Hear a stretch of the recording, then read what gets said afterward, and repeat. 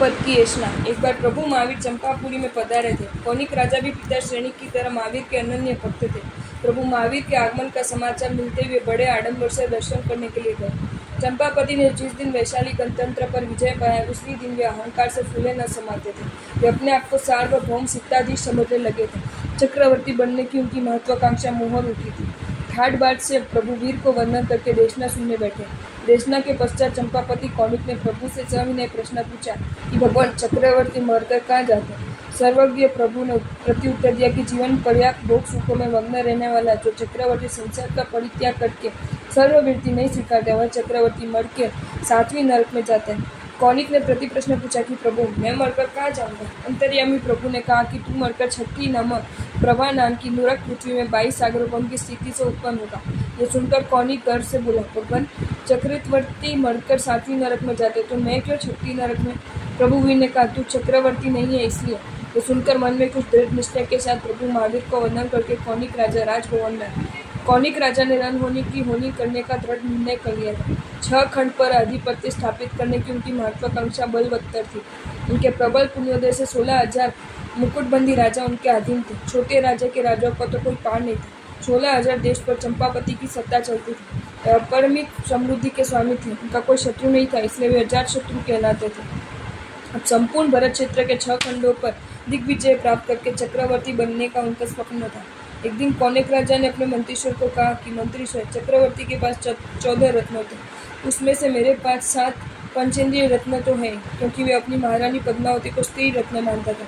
सेनापति, पथहस्ती, श्रेष्ठ, अश्वा इत्यादि पंचेंद्रिय रत्न मान लिए थे। अब शीघ्र 7 एकेंद्रिय रत्न तैयार कराओ। यह सुनकर मंत्री ने सोचा कि सत्ता की आगे सेना पर निकम्मा है। चंपा नरेश ने अपने मंत्रियों से पूछा कि अब इस धरातल पर कोई देश पर आधिपत्य स्थापित करना बाकी रहा है?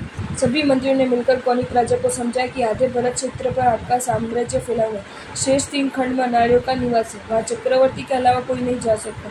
ये सुनते ही कौनिक राजा गर्वन्मंत होकर बोले कि वीर भोग्या वसुंधरा, ये पृथ्वी वीरों की शूरवीरों की है। शूरवीर अपने बाहुबल से उस पर आधिपत्य करता है। कौनिक राजा ने अपने चारों सेना नायकों को बुलाकर आदेश दिया कि चतुरंगी सेना सज्ज करो। लोहे के कृत्रिम 7 एकेंद्रिय रत्न तैयार करवाकर शुभ मुहूर्त एवं शुभ सुगुन की परवाह किए बिना एक दिन कौनिक राजा ने दिग्विजय के लिए चतुरंगी सेना के साथ प्रस्थान किया। सबसे आगे कृत्रिम चक्र रत्न लेकर सैनिक चल रहे थे। कौनिक राजा ने कृत्रिम दंड रत्न हाथ में लिया था। चलते चलते सभी वैताड़ीय पर्वत के समीप पहुंचे। 14 रत्न लेकर चक्रवर्ती का अनुकरण करते हुए कौनिक राजा ने वहां औषध से तिला तक किया। गुफा के अधिष्ठायक देव प्रकट हुए, पूछे किस प्रयोजन से आए? कौन नराधम मरने की इच्छा से यहाँ आया? कौनिक राजा ने कहा, मैं चक्रवर्ती अजातशत्रु, द्वार खोलो, दिग्विजय के लिए आया। गुफा के अधिष्ठायक देव लेने का है, कौनिक, ये कार्य तेरा नहीं है। इस अवसर पर काल के 12 चक्रवर्ती हो चुके हैं। यदि तू जिंदा रहना चाहता है तो वापिस चला जा। कौनिक राजा के सिर पर काल मंडरा रहा था। उन्होंने देव की बात सुनी, अनसुनी की और बोला कि मैं 13वां चक्रवर्ती हूँ। इतना कहकर तमित्र गुफा के द्वार खोलने के लिए उन्होंने अपना कृत्रिम दंड रत्न से द्वार पर 3 बार प्रहार किया। उनकी इस उत्साह से देव अत्यंत क्रोधित हुआ और गुफा में से भयंकर अग्नि ज्वाला निकली। उस अग्नि ज्वाला में कौनिक जलकर भस्म हो गया। कोई उसे बचा नहीं सका। आर्त ध्यान, रौद्र ध्यान में मरकर 6ठी नरक में उत्पन्न हुआ। कहा भी है कि जिसको अति तृष्णा होती है, ऐसे लोभी व्यक्ति जगत में कभी सुखी नहीं होते। संतोष से सभी प्रकार की सुख शांति मिलती है। कहावत भी है, संतोषी नर सदा सुखी। आपको ये वीडियो अच्छा लगा हो तो इसे लाइक करें और शेयर करें, और ऐसे ही नए नए वीडियोज़ देखने के लिए सब्सक्राइब करें हमारी channel Jain facts and stories को।